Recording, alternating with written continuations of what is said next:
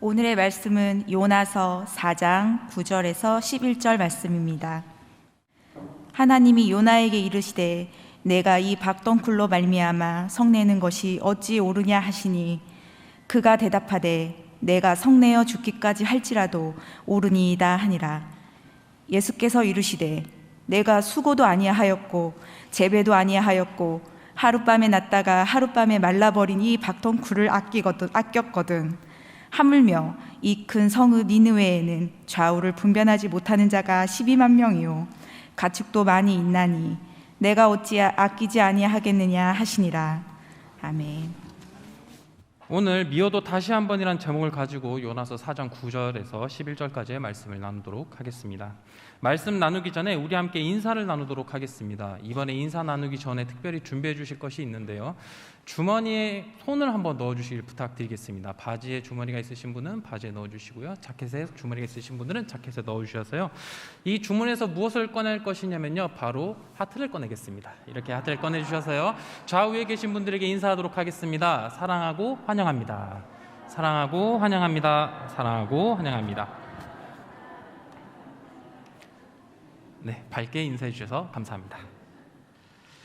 흔히 하는 말 중에 의식주가 중요하다라는 말이 있습니다. 이 의식주라는 것은요, 사람이 살아갈 때 반드시 필요한 세 가지라고 하여서 입는 것, 먹는 것, 집을 이야기합니다. 하나님을 믿는 우리 그리스도인들이 삶을 살아갈 때 이 의식주보다 더 중요한 것이 있습니다. 그것은 바로 하나님의 말씀과 함께 살아가는 것인 줄로 믿습니다. 하나님을 믿는 우리들은 정말 하나님의 말씀을 깊게 묵상하고 하나님의 말씀과 함께 살아갈 때 하나님께서 큰 은혜 주신 줄로 믿습니다. 그런데 오늘 성경 이야기를 보면 하나님의 말씀을 떠나 살고자 했던 사람이 있었습니다. 그 사람이 바로 요나입니다. 왜 요나가 하나님의 말씀을 떠나 살고자 했는지 오늘 말씀을 통해서 살펴보도록 하겠습니다. 어느 날이었습니다. 다른 날과 다름없이 하루를 보내고 있는 요나에게 하나님께서 말씀하셨습니다. 요나야, 너는 저기 큰 성읍인 니느웨에 가서 너희들이 악독이 내 앞에 상달되었다라는 말을 전하도록 하여라. 이 말씀을 들은 요나는 하나님의 말씀에 즉각 반응하여서 떠날 준비를 하였습니다. 오랫동안 이동을 해야 하다 보니 여행에 필요한 옷들과 음식과 물건들을 챙긴 요나는 길을 떠났습니다. 그런데 요나의 목적지가 이상했습니다. 하나님께서는 요나에게 니느웨로 가라고 하셨지만 요나가 간 방향은 니느웨 방향이 아니라 남쪽인 욥바를 향해 걸어가기 시작한 것입니다. 그리고 요나는 욥바에 도착하여서 다시스라는 곳으로 가는 배를 타려고 했다고 합니다. 왜 요나는 니느웨가 아니라 욥바에 가서 다시스행 배를 타려고 한 것이었을까요? 그 이유는 3절에 나타납니다. 3절을 같이 읽어보도록 하겠습니다. 그러나 요나가 여호와의 얼굴을 피하려고 일어나 다시스로 도망하려 하여 욥바로 내려갔더니 마침 다시스로 가는 배를 만난지라 여호와의 얼굴을 피하여 그들과 함께 다시스로 가려고 뱃삿을 주고 배에 올랐더라. 요나는 여호와의 얼굴을 피하기 위하여 일어나 다시스로 도망하고자 했다고 합니다. 현재 다시스가 어디인지 정확하게 밝혀지지는 않았지만 많은 학자들은 다시스가 스페인쯤으로 추정되는 곳이라고 이야기합니다. 이스라엘에서 100길로 1년 정도 소요되는 아주 먼 곳입니다. 하나님께 명령받은 요나는 왜 하나님의 얼굴을 피해 이스라엘 땅과 100길로 1년이나 떨어져 있는 다시스, 이 먼 곳으로 도망하고자 한 것일까요? 당시 이스라엘 사람들은 하나님의 영향력이 이스라엘 땅과 멀어지면 약해진다고 생각하였습니다. 그래서 요나는 하나님의 얼굴을 피해 하나님의 힘이 닿지 않은 장소를 찾아 그곳이 다시스라 생각하였고 떠나게 된 것입니다. 3절에 나타난 요나의 행동들을 요약해 보면 요나는 하나님께서 니느웨에 가라고 하신 명령에 순종하지 않고 하나님의 영향력이 멀리 떨어져 있다고 생각하는 다시스로 배를 타고 도망하여 하나님과 단절된 삶을 살아가고자 한 것이었습니다. 하나님의 명령을 들은 요나는 왜 하나님의 말씀에 순종하지 않고 오히려 하나님의 얼굴을 피해 이스라엘 땅과 아주 먼 곳으로 하나님과 단절된 삶을 살아가고자 했던 것일까요? 그 이유는요, 요나는 니느웨가 너무나도 미웠기 때문입니다. 니느웨는 아시리아라고 하는 나라의 수도였습니다. 이 당시에 아시리아는 강한 국력을 가지고 있었기 때문에 주변 나라들에게는 재앙과 같은 나라였습니다. 이 당시 힘이 있는 아시리아는 주변의 나라들을 그냥 두지 않았습니다. 아시리아가 주변 나라들을 얼마나 약탈하고 괴롭혀 했는지 이 당시 아시리아의 별명은 동방의 망난이었다고 합니다. 얼마나 행패를 부리고 얼마나 나쁜 짓을 많이 했으면 주변 나라들에게 동방의 망난이라는 별명을 얻게 되었을까요? 이스라엘 사람들에게는 항상 직접적으로 간접적으로 피해를 입힌 민족이었기 때문에 이 사람들이 싫어하는 사람들이 바로 아시리아 사람들이었습니다. 그리고 게다가 이때 이스라엘 사람들은 하나님께 구원받는 것은 오직 이스라엘 백성들이라고만 생각하였습니다. 그런데 하나님께서는요, 요나를 부르셔서 이스라엘 민족이 아니라 니느웨에 있는 이방인들을 회개시키기 위해서 자신을 보내시는 하나님의 명령을 들으니 요나의 마음속에 미움이 올라오게 된 것입니다. 요나가 니느웨 사람들이 얼마나 미웠는지 하나님의 말씀을 듣자마자 그 말씀에 불순종하여 하나님과 단절된 곳으로 떠나고자 한 것입니다. 잠시 마태복음 말씀을 읽어보도록 하겠습니다. 마태복음 22장 37절에서 39절의 말씀입니다. 제가 37절과 38절을 읽고 39절을 함께 읽도록 하겠습니다. 예수께서 이르시되 내 마음을 다하고 목숨을 다하고 뜻을 다하여 주 너의 하나님을 사랑하라 하셨으니 이것이 크고 첫째 되는 계명이요. 같이 읽겠습니다. 둘째도 그와 같으니 내 이웃을 내 자신같이 사랑하라 하셨으니. 이 마태복음의 말씀은요, 예수님께서 말씀 전하실 때 어떠한 율법사가 예수님을 시험하기 위해서 이렇게 질문을 하게 됩니다. 선생님, 율법 중에 가장 큰 율법이 무엇입니까? 이렇게 질문하자 예수님께서는요, 이 질문에 대하여 이렇게 대답을 하신 것입니다. 내 마음을 다하고 목숨을 다하고 뜻을 다하여 주 너의 하나님을 사랑하라. 이것이 크고 첫째 되는 계명이요. 둘째도 그와 같으니 내 이웃을 내 몸과 같이 사랑하라 라고 말씀해 주신 것입니다. 예수님께서는요, 율법 중에 가장 큰 율법으로 하나님을 사랑하는 것과 그리고 이웃 사랑이라는 것을 말씀해 주신 말씀입니다. 하나님 사랑의 측면에서 보면 우리나라 사람만큼 하나님을 사랑하는 민족이 없는 것 같습니다. 날마다 새벽 예배를 드리고 수요, 금요 예배, 주일 예배 모이기에 힘씁니다. 한창 코로나가 심해졌을 때에도 하나님을 향한 이 꺾이지 않는 마음으로 예배를 드린 민족이 바로 우리나라 사람들이었습니다. 만약 하나님을 사랑하는 마음이 없다면 이렇게 열심을 가지고 하나님께 예배 드리는 것은 결코 어려운 일일 것입니다. 이 세상 어디를 둘러봐도 우리나라 민족, 우리나라 사람들만큼 하나님을 사랑하는 민족이 없습니다. 반면에 이웃 사랑이라는 측면에서 살펴보면 그리스도인들인 우리는 이웃들을 자신과 같이 사랑해야 된다는 사실은 너무나도 잘 알고 있으나 살아가다 보면 요나와 같이 미워하는 사람들이 종종 생길 때가 있습니다. 사람을 사랑해야 하는데 그렇게 하지 못하고 미움이 차오르는 것입니다. 우리가 이 세상을 살아갈 때 여러 가지 상황 속에서 미워하는 사람들을 만나게 됩니다. 우리가 미워하는 사람들은 직장에서 만나는 상사, 동료일 수도 있겠고요. 오랜 기간 괴롭히는 진상 고객들일 수도 있습니다. 그리고 그러면 안 되겠지만 집에 있는 가족이 쳐다보기 싫을 정도로 미울 수도 있습니다. 그리고 더 그래서는 안 되지만 교회 공동체 내에서도 미워하는 사람이 종종 생길 때가 있습니다. 이 미움이라는 마음은요, 처음에 이유가 있습니다. 그러나 점점 시간이 흐르게 되면 이 미운 이유와는 상관없이 점점 그 사람이 미워집니다. 처음엔 저 사람이 이런 행동 정말 보기 싫다, 저런 행동 보기 싫다 하다가도 이 미움이란 마음을 해결하지 못한 다음에 시간이 지나 그 사람을 그냥 쳐다보기만 해도 미워지게 되는 것입니다. 그 사람이 아무 행동을 하지 않아도 이미 마음속에는 미워하는 마음이 가득해 버렸기 때문에 눈에 보이기만 하면 미워져 버리는 것이지요.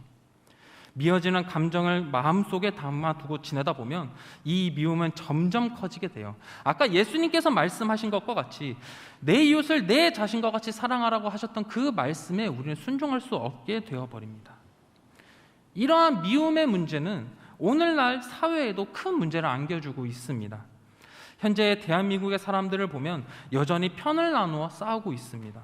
특히 요즘 세대들의 모습을 보면 남녀가 갈라져서 서로 미워하고 싸우고 있습니다. 하나님께서는 아담과 하와를 만들어 주셔서 남자와 여자를 창조해서 서로 화합하고 서로 사랑하라고 하셨지만 오늘날의 모습은 미움으로 가득 차서 서로 갈라져서 싸우고 있습니다. 이뿐만 아닙니다. 젊은이들은 어른들을 향해 비방하기를 거리낌없이 하고 어른들 또한 젊은이들을 향해 포용하기보다는 그들을 미워하는 마음이 더 크게 나타나는 것이 오늘 우리나라의 모습입니다. 이러한 미움의 모습은 안타깝게도 교회 안에도 있습니다. 하나님께서는 분명 하나님을 사랑하고 이웃을 사랑하라고 하셨지만 교회 안에서도 서로 미워하고 나뉘고 싸우는 상황들이 얼마나 많습니까? 이렇게 미움은요, 사랑이 들어오지 못하도록 막으면서 많은 문제를 일으킵니다. 개인 간의 갈등을 만들어서 상처를 주기도 하고요, 더 나아가서 나라 간의 전쟁까지도 일으킬 수 있는 것이 미움입니다. 특히 교회 안에서는 이 미움을 경계해야 합니다. 우리 공동체 내에 미움이 싹트기 시작하면 서로 상처를 주기 시작합니다.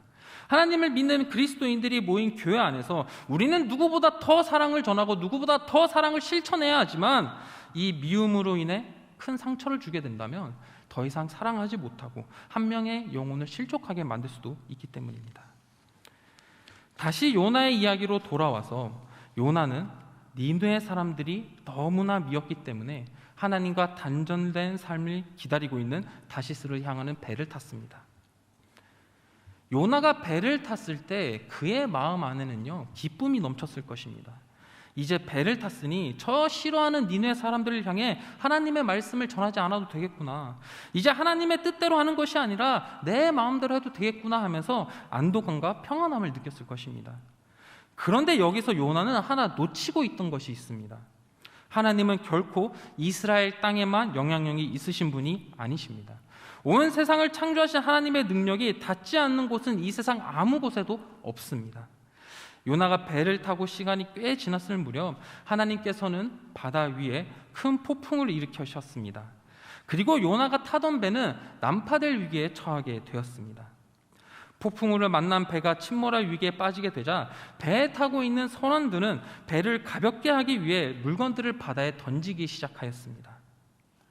배의 특성상 필요한 물건을 그때그때 구할 수 없기 때문에 배에 실은 물건들은 자신의 생명과도 같은 물건들이었습니다. 그런데 이 폭풍우가 얼마나 심했던지 선원들은 자신의 생명과도 같은 짐들을 버리기 시작한 것이었습니다. 이 위기는 실로 엄청난 것이었습니다. 모든 사람들이 혼란스럽고 두려워하고 있을 때 요나가 무엇을 하고 있었는지 보니 5절의 말씀입니다. 제가 읽도록 하겠습니다. 사공들이 두려워하여 각각 자기의 신을 부르고 또 배를 가볍게 하려고 그 가운데 물건들을 바다에 던지니라. 그러나 요나는 배 밑층에 내려가서 누워 깊이 잠이 든지라. 요나는 보통 인물이 아니었던 것 같습니다. 모든 사람들이 난리가 나서 물건들을 바다로 던져버리고 있을 때 홀로 배 밑에서 잠을 청했던 것입니다. 이제 하나님 말씀에 불순종한 요나는 모든 부분에서 나태해져 버렸습니다. 다른 사람들이 비명을 지르고 위기의 순간에 있을 때 전혀 이상함을 느끼지 않고 혼자 배 밑에서 자고 있는 것입니다. 홀로 태평히 자고 있는 요나를 발견한 것은 선장이었습니다. 선장이 이 위기를 해결하기 위해서 분주히 움직이고 배 밑에 홀로 태평히 자고 있던 요나를 깨우게 되었습니다. 그리고 이렇게 이야기합니다. 6절입니다. 선장이 그에게 가서 이르되 자는 자여 어찌함이냐 일어나서 내 하나님께 구하라. 혹시 하나님이 우리를 생각하사 망하지 아니하게 하니라. 선장이 요나를 깨워 이야기합니다. 자는 자여 일어나서 하나님께 기도하십시오. 당신이 기도하게 될 때 혹시 하나님께서 우리를 생각하셔서 망하지 않게 되지 않겠습니까? 물론 이 선장이 하나님을 믿는 사람이었는지 아니면 배에 타고 있는 사람들 모두에게 각자 믿는 신들에게 기도하라고 하는 것인지는 알 수는 없으나 지금 선장의 말을 보게 된다면 자신의 미움을 버리지 못해 하나님의 말씀에 불순종하고 영적으로 나태해진 요나보다 이 선장의 믿음이 더 좋아 보이기까지 합니다. 이제 배의 선원들이 어떻게든 이 난관을 뚫고자 노력은 해보았지만 하나님께서 내리신 폭풍을 해결할 수 있는 방법은 없었습니다. 계속된 위기 앞에 그들은 모여서 이렇게 이야기합니다. 7절입니다. 그들이 서로 이르되 자 우리가 제비를 뽑아 이 재앙이 누구로 말미암아 우리에게 임하였나 알아보자 하고 곧 제비를 뽑으니 제비가 요나에게 뽑힌지라.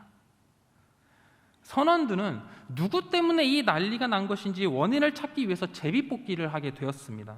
그리고 제비 뽑기를 통하여서 이 모든 원인이 요나로 뽑히게 되었습니다. 제비 뽑기에서 뽑힌 요나는 그제서야 선원들 앞에서 이 재앙은 내가 하나님의 얼굴을 피함으로 인해 일어났음을 고백하게 됩니다. 그리고 이 재앙의 원인인 자신을 들어 바다에 던지라고 선원들에게 이야기했습니다. 그런데 말씀을 보니까요, 이 선원들이 그래도 의리가 있었습니다. 선원들은 요나를 바로 바다에 던지지 않고 요나를 살리기 위해서 더 열심히 노를 저었습니다.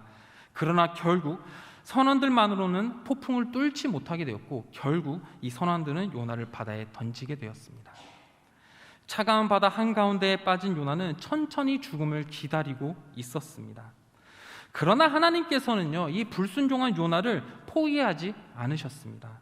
우리가 잘 알고 있는 것처럼 하나님께서는 큰 물고기를 예비하셔서 요나를 삼키게 하셨고 요나는 물고기 뱃속에서 3일이나 살아있는 기적을 경험하게 되었습니다. 그리고 요나는 물고기 뱃속에서 다음과 같이 고백합니다. 요나서 2장 9절의 말씀을 함께 읽도록 하겠습니다.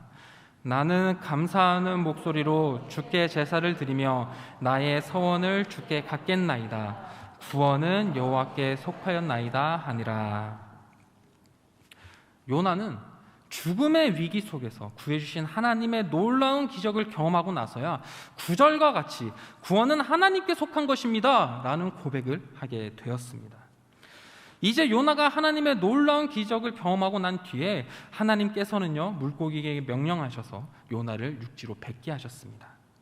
물고기 뱃속에서 나온 요나는 이번엔 제대로 니느웨를 향해 떠납니다. 그리고 니느웨를 향해 하나님의 말씀을 전합니다. 3장 4절의 말씀입니다. 요나가 그 성읍에 들어가서 하루 동안 다니며 외쳐 이르되 40일이 지나면 니느웨가 무너지리라 하였더니, 요나는 이제 니느웨에 도착하여서 니느웨를 향해 하나님의 말씀을 전하기 시작하였습니다. 이 하나님의 말씀을 전한 예언을 잠시 살펴보면요, 예언자들이 하나님의 말씀을 전하는 방법이 두 가지가 있었습니다. 첫 번째는 하나님의 말씀을 전하는 것입니다. 하나님께 받은 그 말씀 그대로 전하게 되고요. 그 두 번째 부분은 그 하나님의 말씀을 전하게 될 때 이 하나님의 말씀에 대한 근거가 무엇인지 예언자들은 이 두 가지를 같이 예언을 했어야 했습니다. 그렇기에 하나님께서 예언자들을 통해 예언하신 것은 그들을 모두 징벌하겠다는 의미보다는 그들의 죄가 무엇인지 깨닫게 하는 그 예언에 대한 근거를 통하여서 그들을 돌이키고자 하셨기 때문에 이 두 가지 모두를 예언해야만 했습니다. 이러한 두 가지 부분을 기억하고 나서 다시 요나가 니느웨에 선포한 하나님의 말씀을 살펴보면 요나의 예언은 무언가 이상합니다. 요나는 하나님의 말씀을 전하지만 니느웨가 왜 심판을 받게 되었는지에 대해서는 이야기하지 않습니다. 요나는 니느웨의 악독이 무엇인지 어떤 것이 있었는지 선포하고 니느웨가 구원의 길로 들어갈 수 있도록 전해야 하는데 요나는 오직 하나님의 심판에 대한 내용만 전합니다. 4절을 다시 보면 40일이 지나면 니느웨가 무너지리라 하였더니 말씀이 나오는데요, 이 말씀은 요나가 니느웨를 향해 선포했던 말씀입니다. 이 부분의 히브리어 원문으로 다시 살펴보면 딱 5단어로만 나오게 됩니다. 5 단어가요, 아직, 40, 1, 멸망당한, 니느웨, 이 5가지 단어만 이야기하게 됩니다. 한 민족의 생사가 달려있는 문제에서 하나님의 말씀을 전해야 하는 요나는 딱 5가지 이 단어로만 외치게 됩니다. 한번 생각을 해보겠습니다. 요나가 니느웨를 거니면서 아직, 40, 1, 멸망당한 니느웨 이렇게 외치고 다녔다고 생각해보면 이 이야기를 듣는 사람들이 야, 저 말씀이 진짜 하나님의 말씀이구나, 우리는 이 말씀을 듣고 회개해야겠구나 라는 생각을 할 수 있었겠습니까? 아마 니느웨 사람들이 요나가 이렇게 외치고 다니는 예언을 들었을 때 이 말씀을 깨닫기보다는 야, 저 외국인이 와서 무슨 소리 하는 것인가 라는 생각을 했을 것입니다. 그렇다면 요나는 하나님의 말씀을 전할 때 왜 이런 5단어로만 이야기했을까요? 요나가 예언이 익숙치가 않아서 니느웨 사람들에게 실수로 5단어만 이야기하고 돌아다닌 것일까요? 아닙니다. 요나가 바닷속에서 하나님께 구원받은 후에 분명 구원은 여호와께 속한 것이라고 고백했지만 여전히 요나의 마음속에 니느웨에 향한 미움이 남아 있었기 때문에 니느웨 사람들을 향한 고민과 연민 없이 애매모호한 이 5단어로만 예언을 전하게 된 것입니다. 하나님이 니느웨 백성들을 구원하시기 위해 말씀을 전하라고 했지만 요나는 하나님의 말씀에 여전히 순종하지 않은 것입니다. 그런데 놀라운 것은요, 요나가 이렇게 애매하게 달랑 5단어로만 선포했지만 요나의 의도와 다르게 하나님께서 역사하시고 기적을 일으키셨습니다. 요나가 하나님의 말씀을 선포한 지 하루 만에 그 이야기를 듣는 니느웨 사람들이 하나님 앞에서 회개하기 시작했습니다. 백성들의 회개가 일어나자 이 소식을 듣는 니느웨 왕 또한 하나님 앞에 회개하기 시작했습니다. 그리고 여기서 그치지 않고 니느웨 왕은 나라 전체가 하나님 앞에서 부르짖고 회개할 것을 조서로 내리게 됩니다. 온 나라가 하나님 앞에 죄를 회개하게 된 것입니다. 그러자 하나님께서는 뜻을 돌이키시고 니느웨에게 재앙을 내리지 않으시게 됩니다. 니느웨는 하나님의 심판 앞에서 회개를 통해 구원을 얻게 되었습니다. 요나의 선포를 통해 하나님께서 역사하셨고 니느웨 사람들은 회개하여 구원을 얻게 된 것입니다. 그런데 정작 하나님의 말씀을 선포한 요나는 니느웨 사람들의 구원을 눈으로 확인하고 하나님 앞에서 화를 냅니다. 이렇게 요나가 니느웨 사람들의 구원을 보고 화를 낸 이유가 무엇일까요? 아직 요나 마음속에 이 미움이 해결되지 않았기 때문입니다. 요나에게는 니느웨를 향한 미움이 여전했기 때문에 니느웨 사람들을 구원하고자 하시는 하나님의 자유를 인정하지 않고 여전히 자신의 마음대로 행동하는 것입니다. 이 미움이라는 마음이 해결 안 된 요나는 니느웨 동쪽에 앉아서 자기를 위해 초막을 짓고 니느웨에 무슨 일이 일어나나 지켜보게 됩니다. 초막을 짓고 있는 요나에게 4장 6절의 말씀을 보면 하나님께서는 요나에게 햇빛을 가려줄 수 있는 박넝쿨을 만들어 주셔서 요나의 고통을 덜하게 하셨습니다. 이스라엘의 날씨는 햇빛이 엄청 강하고 건조한 날씨이기 때문에 그늘만 있으면 어떻게든 지낼 만한 날씨가 됩니다. 하나님께서는 요나에게 그늘을 만들어 주셨습니다. 그리고 요나는 박넝쿨이 만들어주는 그늘 안에서 한껏 기뻐하였습니다. 그러나 하나님께서는 이튿날 새벽에 벌레들이 박넝쿨을 갉아먹게 만드셔서 박넝쿨을 모두 시들게 만들어 버리셨습니다. 자신의 괴로움을 면하게 해주던 박넝쿨이 사라지자 요나는 하나님을 향해 내가 죽는 것이 더 낫겠습니다 하며 다시 한 번 더 화를 내기 시작합니다. 그러자 하나님께서 요나에게 이렇게 말씀하십니다. 요나야, 너가 박넝쿨로 인해 화를 내는 것이 맞느냐? 그러자 요나는 이렇게 대답합니다. 제가 화내어 죽기까지 맞습니다. 물고기 뱃속에서 하나님의 구원자이심을 고백하던 요나는 니느웨의 구원과 자신의 고통이 생기자 하나님을 향해 또다시 화를 내기 시작하는 것입니다. 이 말씀을 보면요, 하나님은 정말 참 인내심이 크신 것 같습니다. 기껏 살려놓았더니 요나는 자기 마음에 안 든다고 하나님께 2번이나 화를 내고 있습니다. 만약 제가 하나님이었다면 요나를 다시 물고기 뱃속으로 보내버릴 것 같습니다. 그런데 하나님께서는요, 요나의 성냄을 2번이나 참으셨습니다. 그리고 요나에게 이렇게 말씀하십니다. 요나야, 내가 준비하거나 키운 적 없는 박넝쿨 때문에 이렇게 화를 냈냐? 그리고 11절과 같이 말씀하셨습니다. 11절 함께 읽도록 하겠습니다. 하물며 이 큰 성읍 니느웨에는 좌우를 분별하지 못하는 자가 12만 여명이요 가축도 많이 있나니 내가 어찌 아끼지 아니하겠느냐 하시니라. 하나님은 요나에게 내가 아무런 힘도 기울이지 않고 얻은 박넝쿨 가지고 화를 내는데 내가 창조했지만 좌우를 분별하지 못하고 살아가고 있는 저 12만 명의 사람을 내가 어찌 아끼지 아니할 수 있겠느냐라고 말씀하십니다. 하나님께서는요, 하루만 있다가 없어진 박농쿨로 인해 화를 내는 요나에게 하나님께서 창조하셨던 니느웨가 멸망되어져 없어지게 될 위기에 처하게 되었을 때 어찌 아끼지 아니할 수 있겠느냐라고 요나에게 반문하시고 요나서는 끝나게 됩니다. 오늘날 이 말씀을 통하여서 우리의 모습을 한번 되돌아보길 원합니다. 우리의 모습을 되돌아보았을 때 요나가 니느웨 사람들을 미워하는 것과 같이 우리 주변의 사람들을 미워하고 있지는 않습니까? 예수님께서 우리의 이웃에게 복음을 전하라는 사명을 주셨지만 미운 마음이 너무 커서 전도의 문이 막혀 있지는 않습니까? 우리가 이 미움이라는 문제를 해결하지 못하고 이웃을 향한 미움을 갖게 된다면 요나와 같이 하나님께서 주신 사명을 감당할 수 없게 됩니다. 우리 마음속에 미움이 자리 잡고 있다면, 이 미운 사람들을 마주치게 된다면 오늘 말씀을 통하여서 두 가지의 메시지를 기억하시기를 원합니다. 첫 번째 메시지는 우리가 미워하는 그 사람은 하나님께서 사랑하시는 사람이라는 사실입니다. 4장 11절을 제가 다시 한 번 더 읽겠습니다. 하물며 이 큰 성읍 니느웨에는 좌우를 분별하지 못하는 자가 12만여 명이요 가축도 많이 있나니 내가 어찌 아끼지 아니하겠느냐 하시니라. 하나님께서 손수 창조하신 그 사람을 피조물인 우리가 어찌 미워할 수 있겠습니까? 하나님께서 구원하고자 오늘도 부르시는 그 사람들을 어찌 우리가 미워할 수 있겠습니까? 우리가 미워하는 사람을 볼 때 그 사람 또한 하나님께서 사랑하시는 사람이라는 사실을 반드시 기억하길 바랍니다. 두 번째로 기억해야 하는 것은 미운 사람을 위해 우리가 한 발 다가가게 될 때 그 작은 움직임에도 하나님께서는 역사하신다는 사실입니다. 3장 4절의 말씀을 다시 제가 읽겠습니다. 요나가 그 성읍에 들어가서 하루 동안 다니며 외쳐 이르되 40일이 지나면 니느웨가 무너지리라 하였더니. 아까 말씀을 나눌 때 요나가 어떻게 하나님의 말씀을 전했다고 했습니까?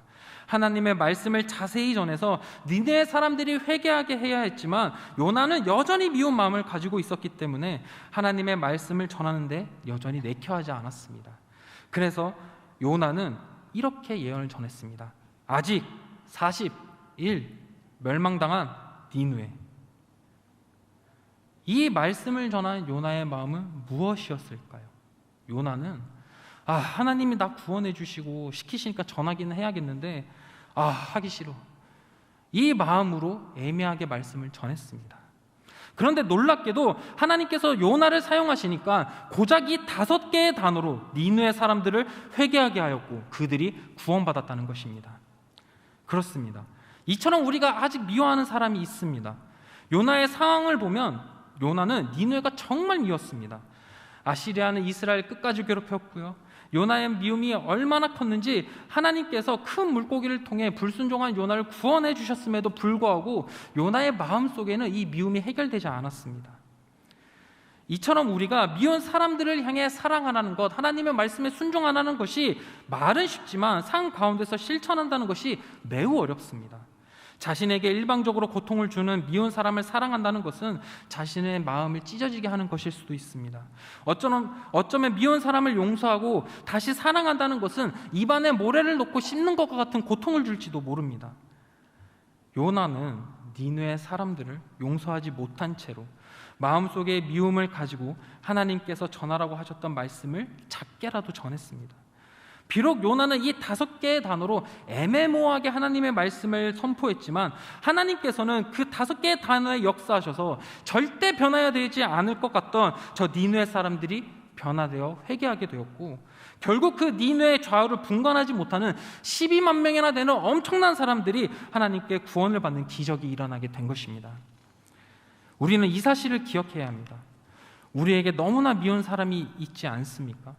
이 미운 사람이 한 번의 용서가 되고 사랑하기는 너무나 힘들겠지만 우리는 미워도 다시 한번 그 미운 사람을 위해 한 발자국 다가가야 합니다. 그 미운 사람을 위해 한 번이라도 더 기도할 수 있는 용기를 가져야 합니다. 우리가 미워하는 사람들에게 요나처럼 한 발자국이라도 떼게 된다면 우리의 모습을 통해서 하나님께서 역사하시고 니느웨 사람들이 변화되었던 것처럼 오늘날에도 이러한 기적이 이 땅에 일어날 줄로 믿습니다. 이제 말씀을 마무리하고자 합니다. 우리가 삶을 살아가다 보면 미운 사람들을 마주하게 됩니다. 너무나 미워서 망해버렸으면 좋겠다라고 생각할지도 모릅니다. 그러나 하나님을 믿는 우리들은 미워도 다시 한번 하나님의 말씀을 붙잡아야 할 줄로 믿습니다. 우리가 미워하는 그 사람은 하나님이 직접 창조하신 사람입니다. 그리고 미워하는 자들을 완전히 용서한다는 것은 어렵겠지만 그들을 위해 기도해 주시길 원하십니다. 정말 어렵고 마음이 찢어지는 일이겠지만 그들을 위해 한 발자국 더 다가가시길 원합니다. 우리가 미워도 다시 한번 하나님 안에서 미운 사람들을 위해 몸부림친다면 저 변하지 않을 것 같던 니느웨 사람들이 변했던 것처럼 우리가 미워하는 그 사람이 오늘날에도 변화되어지는 놀라운 기적이 일어날 줄로 믿습니다. 혹시 지금 이 순간에도 마음속에 떠오르는 미운 사람이 있으십니까? 우리 마음속에 떠오르는 미운 사람이 있다면 그 사람에게 끝없이 저주하고 미워하는 것이 아니라 조금이라도 마음을 열고 그들에게 하나님의 사랑을 보여주시기 위해 정말 한 발자국이라도 미워도 다시 한번 그 조금이라도 애쓰시는 우리 성도님들이 될 수 있기를 예수님의 이름으로 축원합니다. 기도하겠습니다.